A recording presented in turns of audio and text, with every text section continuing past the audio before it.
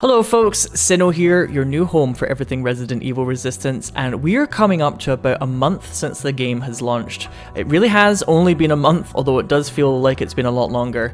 And I wanted to bring you a little review video today about how I feel about the game, my pros and cons about things I like, things I dislike, and then detail a couple of things that I think that they could do better for Resistance moving forward in the future, and just kind of my overall thoughts about the game. I've tried to keep this review quite general, so for those of you who are maybe sitting on the fence about whether or not to pick this game up, hopefully you'll find this video quite useful.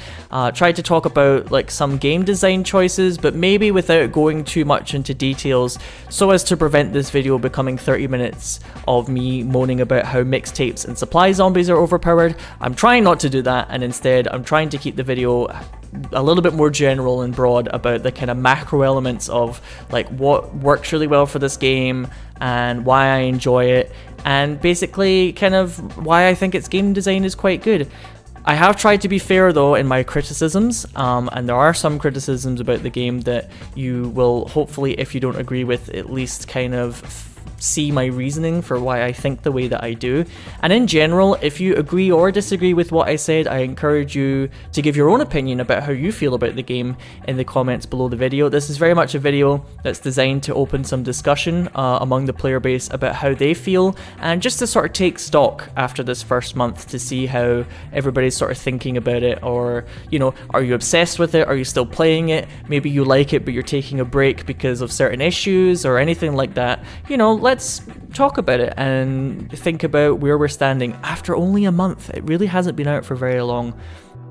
But yes, like I said, I've tried to be fair in my appraisal, and I hope that you will appreciate the opinion of somebody who has been very into Resistance since before its launch, but moving into its launch and past that for the past month or so.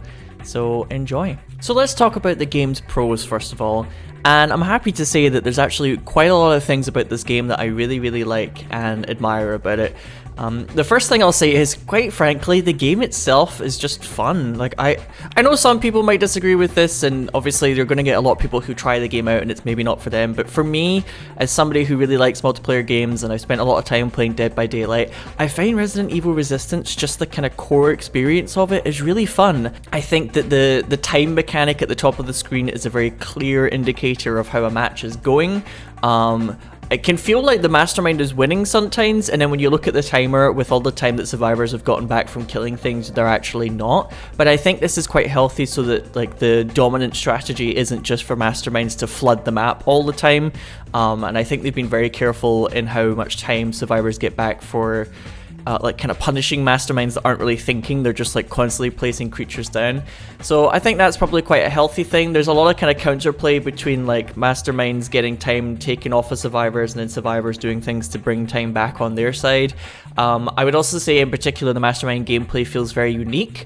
The survivor gameplay is also pretty good for the genre, I would say. There's a lot of different things that you can do as a survivor. You don't have to spend a lot of time waiting after you die, which is kind of an issue when it comes to asymmetrical multiplayer. A lot of the time they go for a kind of like a knockout format, where if you die you have to wait until the next round or something like that. Whereas in this game, you know, you feel like you're always doing stuff as a survivor most of the time. And the mastermind gameplay is also very fun and quite unique. It's a kind of mixture of a card game, but also like a sort of tower defense, I would almost say, and also being able to control the zombies too, and the BOWs when they work. Some BOWs are not, let's say all BOWs are not created equal at the moment, okay? Yativeo, it's maybe not the best, but in general I think that there's a lot of active gameplay. It's a really fun game. I've had a lot of good times just kind of, you know, in the actual experience of playing it, and I think that's very important, because I have seen some games in the genre where I would say the gameplay just wasn't very fun, and I think no matter how much they support the game, it just sort of died out because, well, if it's just not fun to play or it's not engaging or interesting, then your game is not going to survive, simply put, no matter how much support it has. So one of the pros I would say is that the game itself is actually pretty fun. Another pro I would say is that there's quite a lot of personality in the character models, the environments, the different levels, and the voice lines that they've given everyone. kind of has the sort of vibe of a more high quality product. I know that there's a lot of kind of jank in it sometimes when it comes to hits not registering, etc., and I'll discuss that later, but in terms of kind of visual polish and stuff, the RE engine is just really nice to look at, and hearing all of the characters kind of respond to masterminds and hearing the masterminds like voice lines and things like that, not only is it fun and it helps give them character, I feel like it's something that they could expand on later on by adding more kind of voice packs, or, you know, every time a new character is added to this game, just hearing the way that they interact with the masterminds is really cool, and hearing their little comments and things like that. You know, like, I love Samuel, for instance, because he's just such an idiot, you know, he's a complete jock, and hearing him chant, USA, USA, when he wins a match and things like that, it just cracks me up, and I love all of that. So I think that's something that's really cool. It would be nice if the survivors talked to one another occasionally. I think that's something that's maybe missing. It would be nice if sometimes when, like, a new match begins, or when they get to a new area, the survivors would occasionally have dialogue with each other. But overall, I really like how much character the game has. The skins as well, the skin game is really good in Resistance. So far, they've added quite a lot of bangers in a very short amount of time. And maybe unlocking new skins can be a little RNG. I feel like it's not predatory, which is good. Like, the loot box system is not too predatory. You get new cosmetic chests quite frequently, but it is very RNG heavy as to what you actually get, and it takes a while to kind of go through all the things until you don't get duplicates, which is good, but there's so many skins and sprays and things like that in the game as it is that it's hard to sometimes get the one thing that you want unless you play a lot. So I think maybe some sort of system to help you like directly purchase something that you want rather than going through the kind of RNG of constantly opening up cosmetic chests might be something that people who don't have as much time would appreciate if you like really like a particular skin but you just don't have the time to keep going through it. But overall, it's not too predatory, and I have really enjoyed all the personality of the different characters so far, and I know that if they add Resident Evil characters, people are going to love that, they're going to love it, so I'm really impressed with that too. Another pro to the game is that there's a surprising amount of strategic depth, especially for a new online game that's just come out. I would say that like the design philosophy over how you create builds and how the different equip and skills work is really, really interesting. It seems to me that they've gone for the design philosophy of using, like, giving the players quite a lot of strong tools to play with. Maybe more like a sort of Dota 2 type of vibe, where it's more about having lots of quite powerful equipment or quite powerful different skills and then letting people kind of play around with that. Compared to, I hate to say it, but I have to compare this to Dead by Daylight because I have a fair amount of experience in that game. A lot of the things in Dead by Daylight feel very slight. There's a lot of passive abilities and 3% more generator speed when you're injured and whatever. You know, it's not very interesting to like occasionally have a small dash from time to time compared to this, where it feels like the sort of builds that you can make are a lot more powerful, and yes, it can occasionally lead to some oppressive outcomes occasionally. For instance, mixtapes are a problem for the survivor side. I would also argue that cooling fan Spencer is maybe a problem at the moment, where he can just make his cooldown on camera so short that he just shoots you over and over when you're trying to do objectives. It can feel a little oppressive and a little bit frustrating to play against these builds where they just stack one piece of equipment and then like it kind of breaks the game almost. But overall, I would rather have a design philosophy where you have kind of strong tools to play around with so that you can get things like Tyrone that can pick you up instantly, Becca with 100% crit rate, you know, regen tank Samuel, which I made a video for. I'd rather have that than like this constant like very slight thing going on where it's kind of boring and it's not very interesting. And I've had a lot of fun just coming up with new builds. I've never really, like, you know how a lot of the time in Resident Evil games the bad guys are always talking about like, oh, I need more combat data for my BOWs, and you're just sitting there like, what are you talking about? Like, you've just doomed humanity for combat data? What? Nonsense. In this game, I legitimately had a point where I was testing out a new build in Mastermind, and I was going up against a couple of kind of newbie survivors that weren't the best, and I said to my chat, without irony, oh, I really need to get some good combat data for this build to see if it's good. And it just sort of clicked at that point. I was like, whoa, the like function of the game's mechanics has reinforced the sort of narrative fantasy of being an umbrella scientist, and that is very good games design in my opinion. Being able to use the mechanics of your game to sort of reinforce the like mental state and the kind of lore of what you want the person playing it to feel is a very strong thing. And another nice thing about the design philosophy of the kind of skills and things like that is because of the way skills and equipment work in the game, adding new skills or equipment means that it could have like a domino effect on some already existing strategies and builds. So I feel like the more new passives that we get and new skills that we get, the number of builds that you could potentially make will kind of almost exponentially increase. So I think that's a really good kind of modular system that they've come up with, where there's lots of strong tools to sort of use and counterplay with each other to come up with like really interesting builds, and I'm excited for the future to see what they add because of that and to keep coming up with new ideas myself. I think that's really fun, and it's definitely a plus for this game.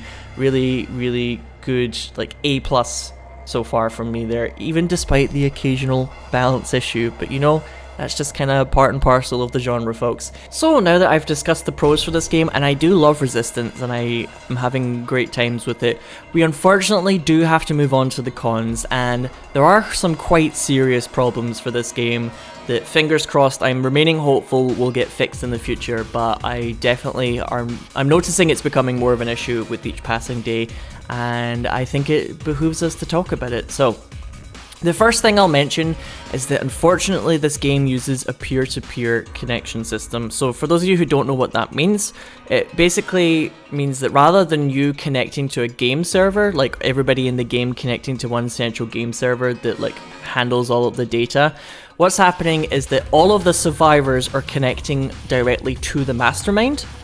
And that means that you're beholden to the mastermind's connection quality as to whether or not you find the game to be very playable. If the mastermind has a poor upload speed, or there's a large geographical distance between you and the connection is just not working very well, then what will happen is that the mastermind won't really experience lag, but the survivors will. And that means that as a survivor, you will have some experiences where you're trying to use the security card key in the card key terminal and you're jamming the button over and over and it just doesn't work because the game isn't reading your inputs. In general, there's quite a lot of lost inputs in this game anyway because of the way P2P works and just kind of laggy connections. And it's frustrating. It's really frustrating to have to just lose a match because the mastermind is laggy or you can't connect to them well. And man, peer-to-peer is just such a like 2009 way of connecting to an online game. Even Dead by Daylight after like 3 years has now moved to dedicated servers, and I really hope Resistance is successful enough to do the same. It requires them to like rewrite netcode and stuff, and like managing a game server is quite expensive to run game servers, but it really isn't the best way to handle online games, and it's going to be a persistent problem until they change it over. Another issue the game's having at the moment is it seems like Area 3 in particular has like a recurring lag problem where if the mastermind spawns a lot of creatures, perhaps, it causes people to disconnect. I think this is like a more temporary issue that they will fix with time, so I won't talk about it too much here, but in general, when the game works peer-to-peer, it works fairly well despite losing some inputs, but it's just it can be a little bit chaotic out there as to whether or not you get a good match. And, you know, it's just going to be a recurring issue. It's not fun as a survivor to have multiple games in a row where the connection is just bad and there's nothing you can do about it, and all you can do is lose because the timer continues to go down and the mastermind doesn't have any lag on their end because they're hosting. So, not very fun. Another problem that is impacting the fun factor of this game is cheating. Cheating is becoming a serious problem for Resistance, and I know that there's some cheating maybe going on in console, but it's a bit harder to do in that environment. But definitely on PC, it seems like some of the data is being stored client-side, and people are finding ways to manipulate it so that you can have infinite grenades. Sometimes as a mastermind, you'll be doing quite well against survivors, and then all of a sudden, the Martin just seems to pull out 10 grenades out of his pocket and blows up all of your creatures like it's nothing. You think, that's a little funny. Where did he get the umbrella credits for that one? Unfortunately, cheating is becoming a problem. I already made a video about this myself where I managed to beat somebody who was cheating that was fun, but Capcom really needs to do something about implementing an anti-cheat function and report function to the game, and they need to really step up on this front, otherwise it will drive people away.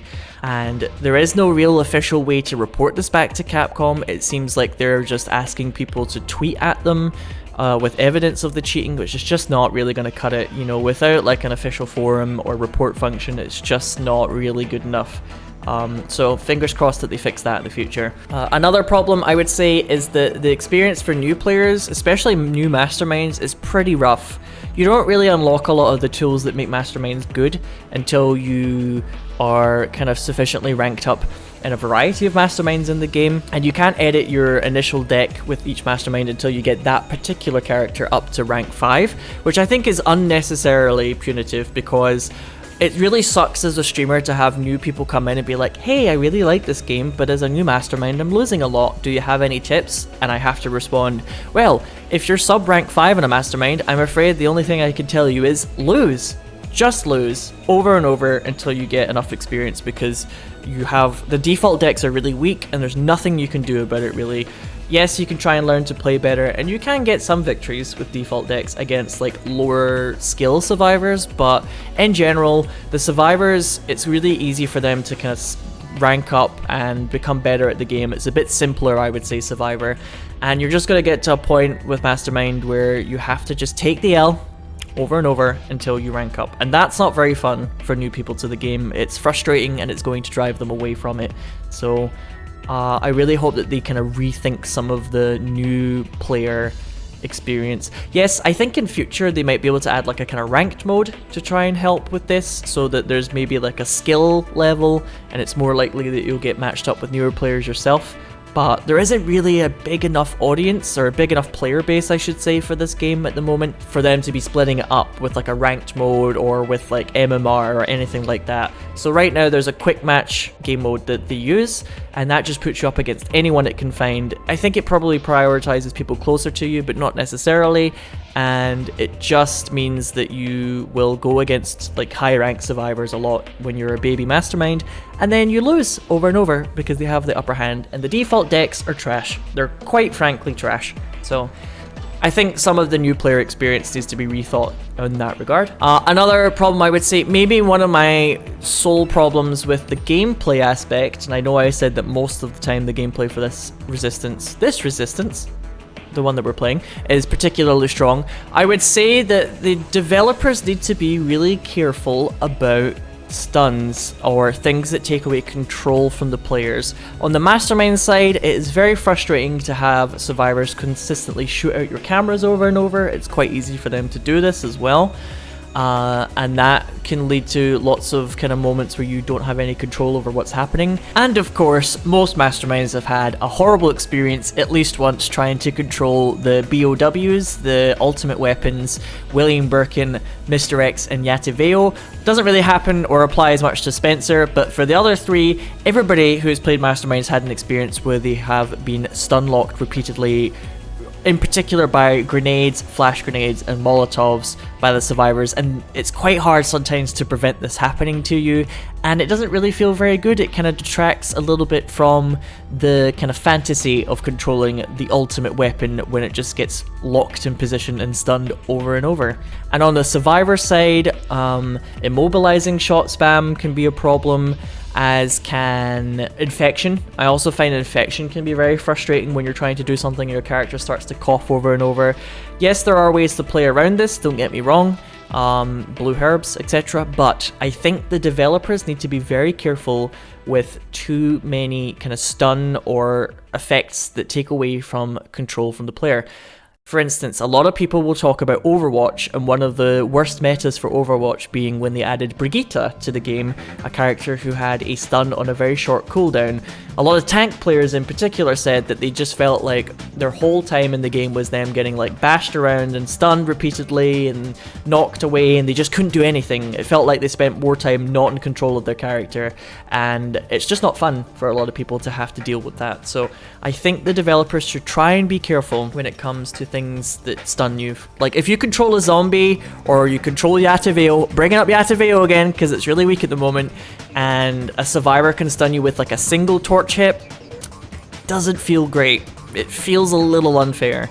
So I really hope the developers are careful about stun effects when it comes to game balance in the game's future. And finally, this is probably my biggest con at the moment, and it's the one that gives me most fear for the game's future. I hate to say it, so I don't want to say that Capcom doesn't care about this game. I don't believe that. I think it's an easy criticism, and I know that there's many people at Capcom that do care about this game, but I have to say, overall, I think Capcom has marketed and communicated this game very poorly to the audience. I really hate to say that. First of all, it kind of blows my mind that you cannot find Resident Evil Resistance if you search for it on Steam. If you type in Resident Evil Resistance, you get like a DLC, I think, for one of the Revelations games, and that's it. The Resistance listing is currently unlisted, so you can't find it. It basically only exists so that through Steam you can buy RP boosters when you're in-game, but it just kind of blows. Like, this is basic marketing, that you need to have the thing that you want your consumers to purchase, like, findable on the marketplace. Otherwise, how are they going to know where it is? How are they going to find out about it? How are they going to buy it? You know, like, it kind of blows my mind that you just can't find the game if you search for it. And I think this is one of the biggest problems the game is having with getting its player base numbers up, is that this whole having it be like this sort of strange Bonzi Buddy add-on app that just like pops up in your inventory when you buy Resident Evil 3. So it's like you buy Resident Evil 3 and then, oh, there's Resistance. Funny thing that just popped up on my computer. It just isn't a good idea, in my opinion. What they should have done is they should have made a standalone for this game that's cheaper by itself, and then they should have made it so that if you buy Resident Evil 3 and Resistance together in a package, it's cheaper. So kind of like the Raccoon City bundle that they already have, where Resident Evil 2 and 3 are their own separate games, but if you buy them together in the bundle, it's cheaper. And that would probably help convey the idea that you're getting like a good kind of value bundle, like purchase together, rather than this current system where they have to like keep reminding people that Resistance is a thing that they're getting. And I know that if you check up on the PS4 player statistics, they actually have had something like over 600,000 people boot up the game and try Resistance, which is just, that's a pretty impressive number. But right now the player base is like really underperforming on Steam at the moment. There's a dedicated like 1k people who consistently play it, but it should definitely be higher than this. And I think a big reason for this is that a lot of people who like Resident Evil 3 are maybe kind of single player gamers, and they don't necessarily get into like the latest multiplayer game. And a lot of people who really like multiplayer games don't really want to spend $60 for a single player game that they're not really that into perhaps, and maybe would rather wait for a sale for. And they want to play Resistance, and I get this in my chat all the time on Twitch, that people want to play this game but they're just waiting for like the sale. They don't want to pay $60 because they only want Resistance, and it's just like, oh, there's so many potential customers and players for this game that just aren't getting into it because of this price wall and this kind of weird lack of like marketing for it. So Capcom, please fix this. Please. It would really boost the game's potential like so quickly. And that's a big issue. Another issue I have with this game is that communication in general for it is really poor at the moment. There's no official forums, there's no official way to report cheaters or anything like that. It's not great when people have feedback and they basically have to say, hey, just tweet at RE Games on Twitter and they'll take a look at it. I'll use an example. Recently the game had a patch, and this game has been made in cooperation with Capcom and a company called Neobards that lives in Taiwan. Hi Neobards. And Neobards has done a really good job with this game. I think it's like one of their first like major products that isn't like a port or something. And I think that they're like a plucky younger company that's got a nice kind of partnership with Capcom so far in making this, and Capcom have given them a lot of their assets, etc., and helped, you know, really get Resistance off the ground. However, there seems to be a communication problem where like a patch was uploaded for Resistance. Neobards didn't really have the power to upload patch notes to detail what had changed about the game. And instead, Capcom released their own patch notes kind of late that were really vague. Vague patch notes, didn't really go into detail about the exact changes for certain things. For instance, they made torches have 30% less durability. That wasn't in the patch notes, it was just kind of this vague graphic. And, you know, I think it really speaks to like a problem where Capcom needs to delegate more autonomy to Neobards. Let the people who are kind of working on the nitty-gritty of the game communicate with the fan base more, and maybe cede some of the power over it a little bit more to Neobards so that they can communicate with the player base more effectively. Otherwise, this is just going to keep being a problem over and over, where people are left in the dark. Every time there's a patch to the game, we don't know what's happening necessarily. We just have to try and find out and test things out over and over. People get frustrated with Capcom. People don't know how to report things to Capcom effectively about like, oh, I found a cheater the other day. I have a suggestion for the game, blah, blah, blah. You know, we really need like a better communication line, and I really think that Neobards should be given a bit more autonomy to try and help handle this themselves. I think Capcom, you know, is still quite involved in the production of this. A lot of the mocap data and character models are coming from the Capcom side, it seems. So it's cool that they've managed to get this partnership off the ground, and I think it can work. You know, make it so people can find the game more easily, make it so that the company is communicating with the player base a lot more. Like, releasing a roadmap where they say that they want to release monthly content updates is great, as they have done in the past. However, the content roadmap was very vague as well. It basically re-announced that they were adding Jill to the game, which is good. They had like a shadowy reveal for Nikolai to try and build suspense for May, which is coming up soon. And then after that, it's just like, to be confirmed. And I know that you can't really expect every company to give you like a year-long roadmap in advance all the time, but we probably will need a little bit more communication about what's happening with Resistance than just like this one roadmap graphic that's kind of vague, you know? We need a little bit more than that, and it would really help show that Capcom is dedicated to this product in future if they communicate with us more effectively. So that's been it for my 1 month review for Resident Evil Resistance, and notice how I managed to not complain about survivors being overpowered at high level gameplay, because I actually think that this game is pretty well balanced overall due to the lack of consensus as to whether survivors or masterminds are overpowered. And I know a lot of you are going to disagree with what I just said there, so hopefully you found the video itself thought-provoking enough that you feel like leaving a comment, whether you agree, disagree, or just simply want to give your own opinion about what you think of Resident Evil Resistance. I invite you to join the discussion below, hopefully in a respectful manner, if you will.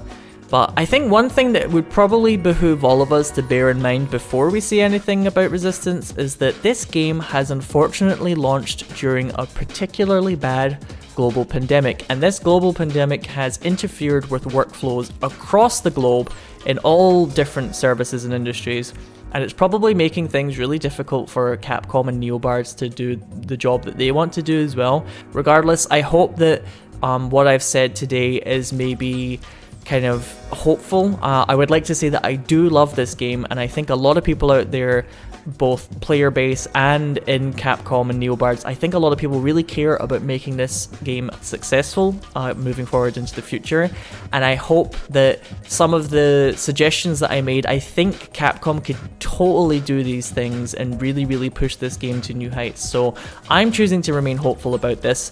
I love Resistance. I've had such a good time covering this game for the last month or so. My Twitch channel is doing better than it ever has before, and I have now started up a new YouTube channel that has managed to become partnered with the YouTube Creators Program again, and I'm very happy and excited to keep covering this game for all of you out there into the future and discussing it and having a lot of fun playing it. So I hope you guys feel the same, and I will see you all sometime soon for probably more build shenanigans and or gameplay.